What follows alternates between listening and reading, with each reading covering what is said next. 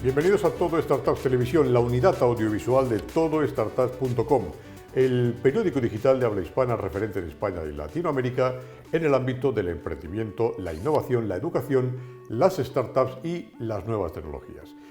Entre otras áreas, porque sabéis que tratamos de otros asuntos de interés y de tecnologías. Sobre todo, vamos a ir sobrados en esta entrevista.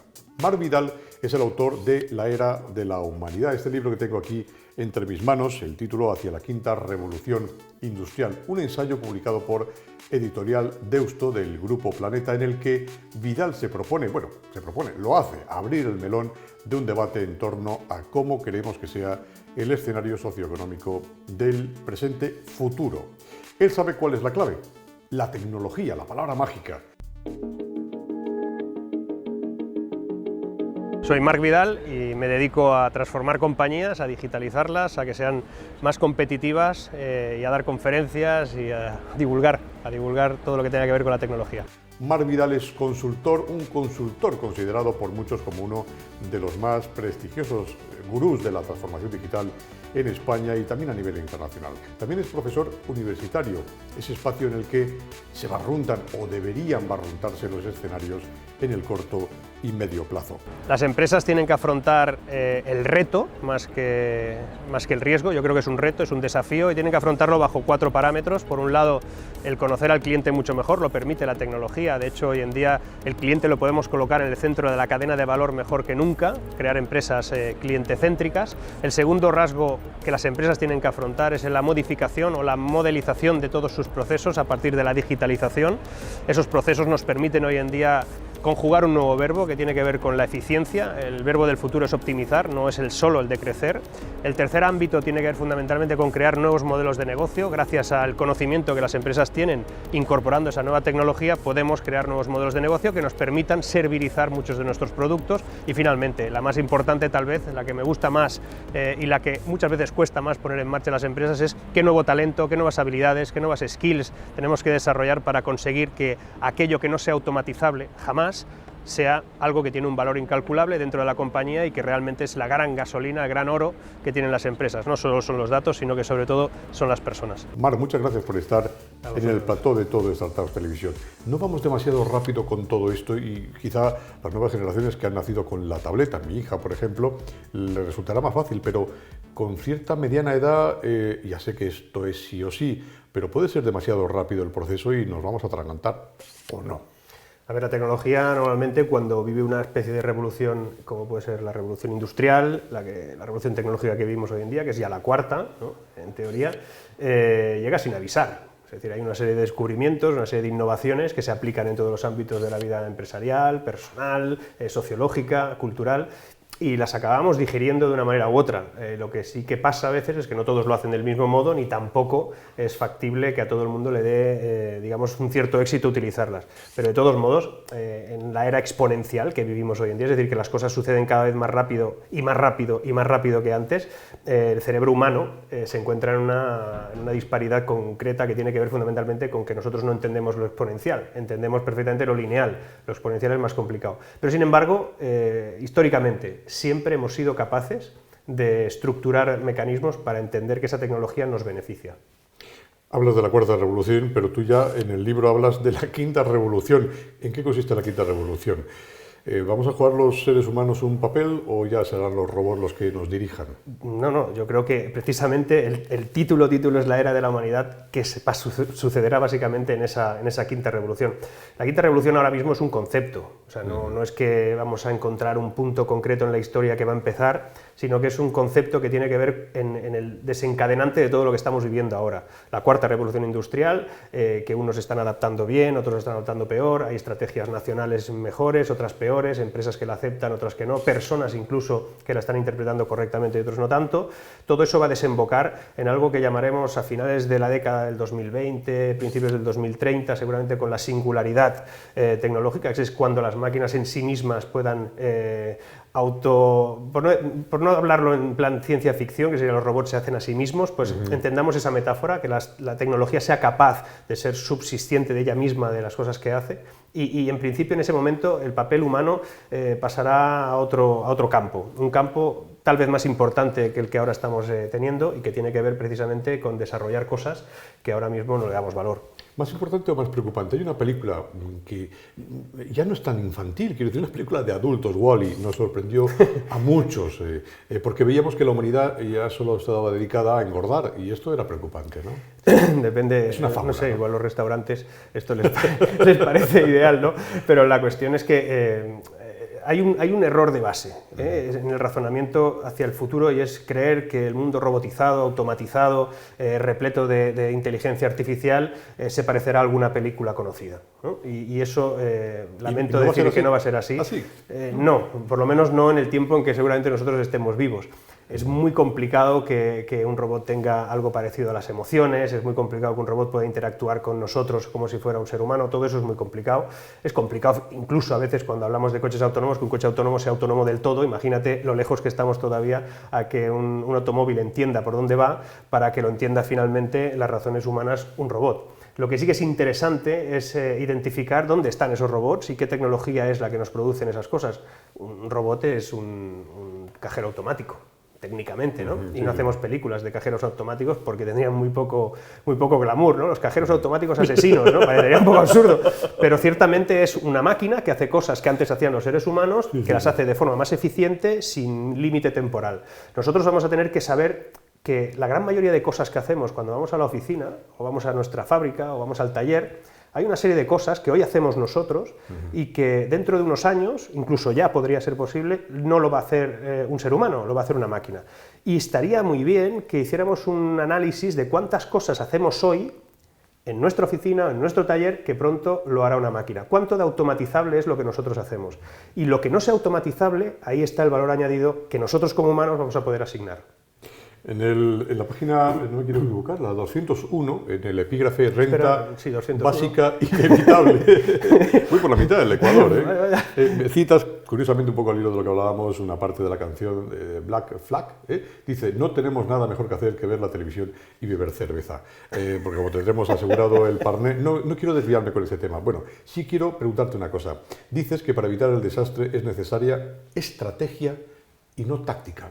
¿Cuál es la diferencia entre ambos conceptos? La táctica son soluciones puntuales a un problema que te acaba de aparecer, o incluso un problema que ya conocías, pero que no has tomado ninguna medida nunca, y la medida que tomas es una solución, esto los políticos saben mucho, de táctica, ¿no? Que es la de resolver cosas a un periodo corto. La estrategia responde a algo mucho más complejo, más a largo plazo, y que precisamente cuando te encuentras en una revolución tecnológica como esta, en la cuarta, o sea, cuando venga la quinta, es igual, en una revolución tecnológica como esta, los parches no son una gran decisión y estamos demasiado acostumbrados a los parches. Por poner un ejemplo, a finales del siglo XVIII una máquina de vapor entra en una fábrica textil en el sur de Londres, de 400 personas trabajando allí, 300 no sé cuántas a la calle. Esa gente a ese momento de la historia no le llamó revolución industrial, le llamó crisis industrial. En el momento en que tardaron 4, 5, 6 décadas en reubicar todo eso, en entender que esa tecnología no era para sustituir personas, sino para complementar a las personas, para hacer más eficientes sus trabajos, todo eso no se arregló. Entonces, la táctica se aplicó y se tardó mucho más tiempo en resolver. La estrategia podría haber sido establecida incluso antes de la llegada de esa tecnología y probablemente las cosas hubieran sido más rápidas. Hoy hay países en el mundo que están desarrollando estratégicamente cuál va a ser su modelo de crecimiento en los próximos años. Aquí no. En Latinoamérica, muy pocos, por no decir ninguno. Es decir, estamos hoy en día todavía pensando en una cosa que se denomina en la ventana de Overton, que son las 4 oportunidades de análisis y de atención que puede tener el ser humano. Estamos todavía con remedios muy de lo que tenemos ahora y poco de lo que vamos a tener. El hecho de que haya un montón de trabajos automatizables no tiene por qué ser directamente generador de paro. Puede ser generador de otro tipo de empleo, pero eso no se hace solo, eso no es automático. En ese contexto, afirmas que hay que cambiar los conceptos de que son fundamentales. El concepto de empleo, el modelo impositivo también, modelo fiscal, el modelo de educación. ¿En qué hay que cambiar? En el modelo de empleo, evidentemente, habrá que entender que el empleo va a ser otra cosa. Eso es lo que estás diciendo, correcto. Si nosotros vamos a trabajar a la oficina o al taller y hay una máquina que hace lo que nosotros hacemos, pero lo hace porque nosotros le decimos que lo haga, sería interesante saber que un software inteligente no es muy bueno haciendo preguntas, es excelente dando respuestas, con lo cual las mejores respuestas las dará siempre y cuando nosotros hagamos buenas preguntas. Un matemático sabe que una calculadora le ofrece una posibilidad, estoy sintetizando, las calculadoras le dan y le ofertan la posibilidad de responder cosas muy complejas. Cuando no existían calculadoras dependían de los calculistas, eso tiene un límite humano. Entonces el matemático no ha perdido su empleo, no ha desaparecido, solo que ahora sabe hacer mejores preguntas y cuanto mejores sean sus preguntas, mejores serán sus respuestas. Por lo tanto, el empleo del futuro va a ser un empleo en muchos campos, en otros evidentemente habrá que analizarlo, pero en muchos campos será un lugar donde las personas deberán de computerizarse, deberán de entender cómo funcionan esos algoritmos, cómo funciona ese robot, cómo funciona ese automatismo, para que cada vez funcione mejor. Y nos vamos a pasar mucho tiempo en nuestro puesto de trabajo analizando qué cosas puede hacer esa máquina y qué no. Y eso repercute evidentemente en temas impositivos. No es lo mismo que una empresa pague unos impuestos determinados por el rendimiento solamente que se aplica al beneficio, sino tal vez tiene que haber ayudas que simplifiquen el cómo se modifica ese modelo de crecimiento que se aplicará en tecnología. Hay que facilitarlo, porque si no, otros nos adelantarán. Y en el ámbito de la educación es clave que a la gente, a los niños, los eduquemos precisamente en aquellas cosas que van a ser necesarias en el futuro. No las sabemos todas, pero sí que sabemos que va a ser una exigencia ser cada vez más humano. A mí una vez me preguntó una mujer al acabar una conferencia que qué debía estudiar su hijo de 12 años. No sé, oye, para esto que viene, que has explicado, ¿qué tiene que estudiar mi hijo de 12 años? Y digo, wow. Digo, aparte de saber de tecnología, que no está de más, estaría bien que estudiase filosofía, ¿no? O sea, un complemento tal vez sería muy bueno. No digo que solo es filosofía, pero complementar lo que está haciendo tecnológicamente estaría bien. Y me preguntó por qué. Digo, pues porque probablemente hay un debate ético sobre lo que se avecina que va a ser interesante que el ser humano, con conocimiento filosófico, pueda responder. Entonces me digo, ¿qué libros me recomiendas que lea? Le digo, no sé, Federico García Lorca, Dylan Thomas, y dice, eso es poesía. Digo, es que también creo que va a ser bastante necesario que tengamos claro cómo le podemos transmitir a un software cómo somos los humanos, y la mejor manera que se me ocurre es tal vez leyendo poesía. Interesante lo que dices, en un tiempo en el que estas nuevas generaciones del dedo digital, de la tableta, los millennials, tú les das el Quijote y dice, perdón, tiene más de 50 páginas, ¿de qué usted me está hablando? 100 años de soledad. Probablemente se lo estamos dando en un formato que ahora les cuesta más digerirlo, por el tiempo que se tarda en leer, pero tal vez el Quijote en capítulos, en chapters más o menos establecidos, con algún punto de interés en el que en el minuto 1 pasa algo, hay que seleccionar el capítulo porque tiene que engancharles, como hace Netflix, ¿no? Que tiene estudiado. Sí. Yo creo que habría que el Quijote, incluso leyendo, tendría que ser capaz de transmitir o obtener datos de por qué los críos leen de una manera u otra, y en base a eso seguramente teníamos que entregarles un Quijote con un formato distinto. Pero bueno, al final leen, pero de otro modo. Esta entrevista se produce, aunque es atemporal, porque en el tiempo lo podremos ver incluso cuando no estemos, que suena como muy poético. Esta entrevista se produce poco después de las elecciones de noviembre de 2019. Digo de estas porque como llevamos ya 4 en este año, pues probable que podamos tener alguna más. Bueno, para que estemos... es una anécdota, he estado en una mesa electoral, ¿de acuerdo? La he presidido, no. He hablado con todas las personas que conozco que estuvieron en un momento determinado. Hay países donde se vota con el carnet de manera electrónica, digitalizada, y se va a su casa sin mayores problemas que haber metido en un aparato. Sí. El recuento aquí es realmente, o sea, la gente considera que lo que podría ser un deber, sentirse orgulloso de formar parte de la fiesta de la democracia, es para muchísima gente, los que ya han estado, un verdadero castigo. Es una locura. La gente normal y corriente se siente desasistida por el procedimiento nada digitalizado de un proceso electoral. Yo no estoy tan de acuerdo, que tiene 45 años. ¿Por qué? Lo primero es que esto de la fiesta de la democracia, claro, cuando te vas de fiesta cada 2 por 3, al final la fiesta te cansa, ¿no? Y seguramente a lo mejor hay un poquito ahí de hartazgo, pero que eso es otro análisis, ¿eh? Sí. Pero primero, lo del voto electrónico, ya hay varios países que lo han puesto en marcha y que lo han tirado para atrás. No hay tal garantía, o la garantía digamos, del voto anónimo, de la no incursión, digamos, no legal en los resultados. Eso ha quedado demostrado en varias ocasiones ya, incluso hay países que, te digo, estaban planteándolo como una fórmula de voto y lo han tirado para atrás. Hay estudios de la Unión Europea que explican, incluso piden que esto no se avance, por lo menos todavía. Incluso encuentras a alguien que defiende que con el blockchain esto se podrá hacer. Ojo con implicar tecnologías que todavía no nos garantizarían que eso fuese así. Es más, por una práctica ejecutada ya sabemos que no es tan evidentemente secreto ni tan evidentemente eficaz. Pero no estoy de acuerdo en el hecho de que, tal y como lo tenemos ahora, sea lento o sea poco tecnológico. Una cosa es el recuento a mano que se tiene que hacer, que incluso me temo que en el voto electrónico tendría que haber algo que incluso revisara desde el punto de vista humano eso, es decir, si estamos votando, quién lo ha hecho y quién no, pero a las 10 de la noche sabíamos el 99% de los votos cómo habían resultado, a las 10 de la noche, y se habían cerrado a las 8. Quiere decir que en apenas 2 horas, 30 millones de votos o 20 no sé cuántos millones de votos habían llegado donde tenían que llegar y estaban recontados, y todo eso se podía volver a recontar porque estaba físicamente en disposición para hacerse. No creo que esté tan mal el sistema, sinceramente. Otra cosa es que ese sistema se tenga que llevar a cabo cada 2 por 3, eso es otra cosa. No quería centrarme en eso, pero darte una...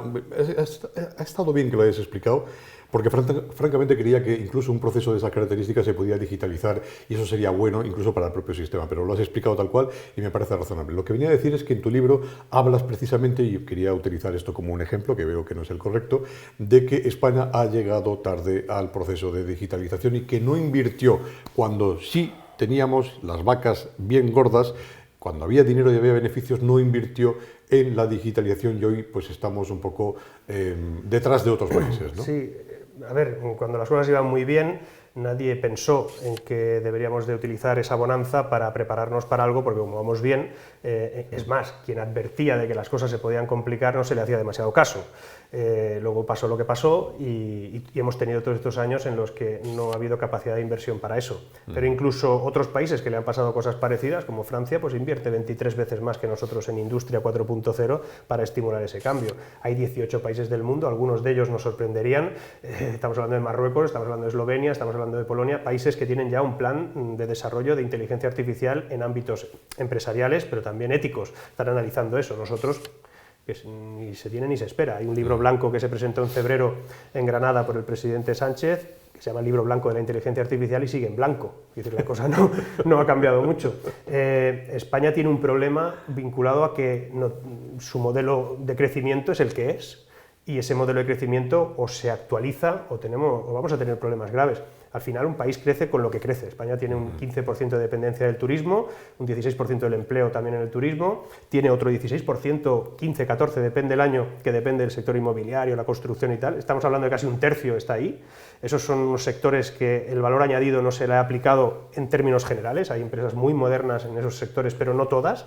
Y nos podemos encontrar que nuestra maquinaria, como no la actualicemos, como no busquemos conocer mejor al cliente para que les ofrezcamos cosas interesantes, y para eso hay tecnología, pues hombre, tendremos un problema. España va a entrar en una época de desaceleración, que podrá ser más crítica o no, pero es cierto que España entra con peores datos que cuando entró en la anterior. O sea, en España había un 8% de paro en el 2007, estamos con un 13%. El juvenil ni te cuento. España tenía en aquellos momentos 3,4 millones de empresas y ahora tiene 3,3. El Euribor en aquellos momentos estaba cerca del 5 y ahora está en el menos 0,43. Es decir, hay poca maniobrabilidad y cosas que están peores. Tal vez no sea tan dura la crisis como entre, pero puede ser más larga porque no haya mecanismos. ¿Se ha hecho algo para eso? No. ¿Qué se podría haber hecho?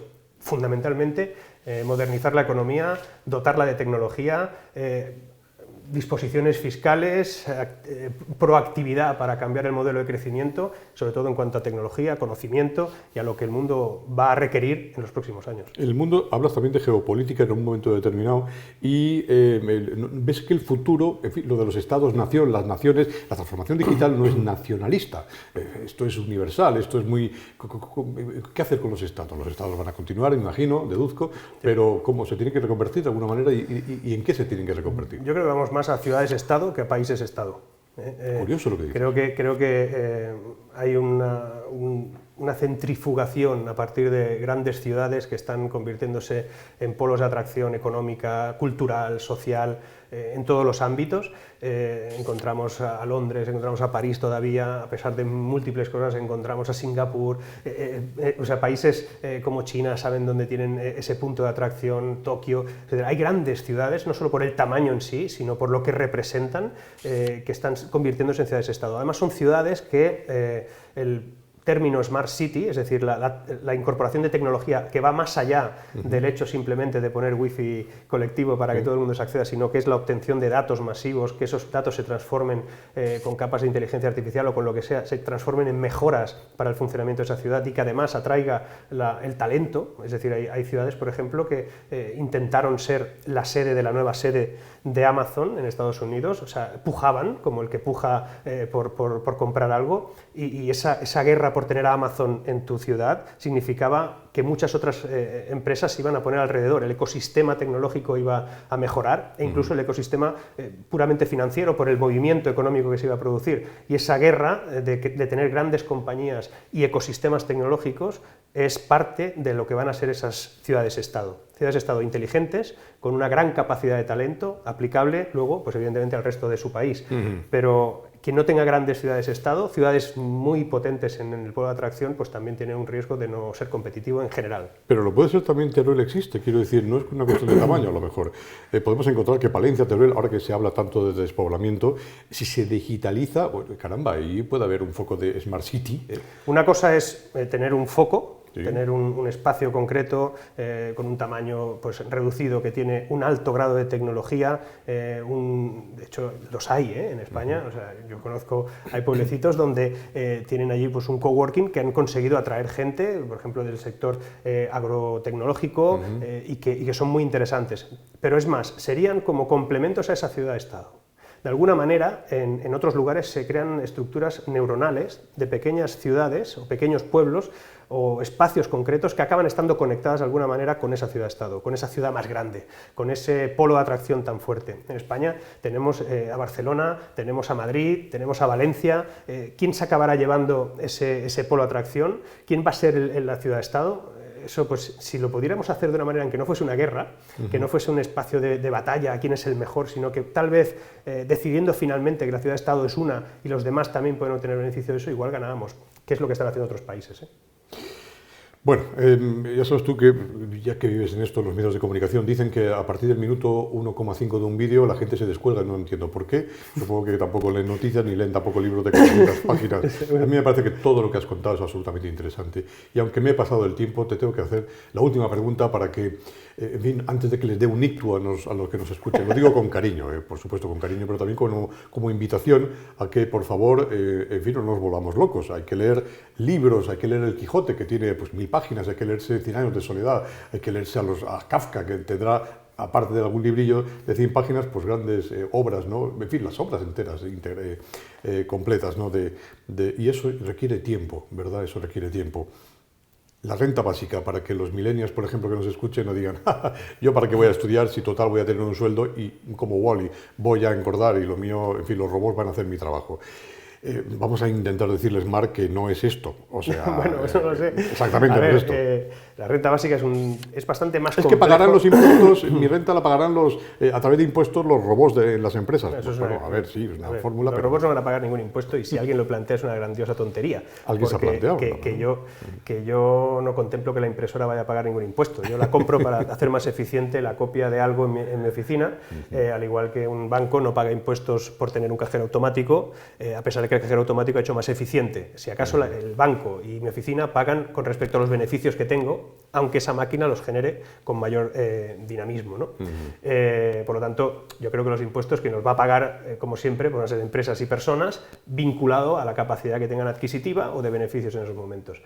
Lo que pasa es que es evidente que toda esta revolución tecnológica, como todas, reubican a las personas en el ámbito laboral y algunas pueden quedar descolocadas, pueden quedar durante un tiempo o incluso para siempre fuera de algunas necesidades laborales o necesidades laborales bien pagadas, porque nos podemos encontrar que hay cosas que no van a ser automatizadas, pero no van a estar bien pagadas. Eso es factible. Entonces, ¿cómo reordenamos una sociedad eficiente, capaz de generar mucho y que además ese mucho pueda estar para todos? Bueno, pues ahí es donde aparecen diferentes teorías y diferentes fórmulas, todas ellas tienen mucho que ver con la renta mínima universal, la renta básica. Unos hablan de que será un complemento a lo que ya recibimos, otros hablan de que no vamos a recibir nada y solo será una renta por ser ciudadano de un país determinado y poco más, y a partir de ahí tú podrás trabajar o no y podrás complementar esa renta. Eso es, pues bueno, hay rentas básicas de izquierdas y rentas básicas de derechas. hechas. Lo único que sabemos, yo no sé cuál va a ser la que va a imperar en ningún sitio, lo único que sé es que tarde o temprano ese debate se va a tener que llevar a cabo y que ese debate además va a ser clave para la estructura de un mundo en el que, en lugar de que las máquinas sean la prioridad, en lugar de que sea la era de las máquinas, vivamos en la era de la humanidad. Me quedo con esta última frase que acabo de abrir, esta sí que es verdad que la he abierto al azar. Letra de una canción de los Rolling Stones, dice... Es que tienes que decir que cada capítulo empieza con una canción. que incluso... Bien, no lo había percibido, he hecho una lectura no sosegada, ciertamente una lectura en diagonal, como decimos los periodistas, para preparar la entrevista. No sabía este detalle, pero esta me gusta. La guerra, niños, está tan solo a un disparo de distancia. Mar Vidal, la era de la humanidad hacia la quinta revolución industrial. Más interesante no ha podido ser esta entrevista en todo Startups Televisión. Muchísimas gracias por estar con nosotros, Mar, de verdad, muy amable. Además, un gran comunicador que lo podéis encontrar en los grandes canales de difusión, medios digitales, medios de comunicación, de televisión, como digo, en La Sexta, por ejemplo, que es un canal muy potente. Todo Startups es propiedad del grupo educativo que conforman la Escuela de Negocios, Centro de Estudios Financieros, el CEF y la Universidad a Distancia de Madrid, la UDIMA. Nos vemos y oímos pronto, emprendiendo, aprendiendo con profesores como Mar Vidal. Como no podría ser de otro modo, nos vemos pronto. Adiós.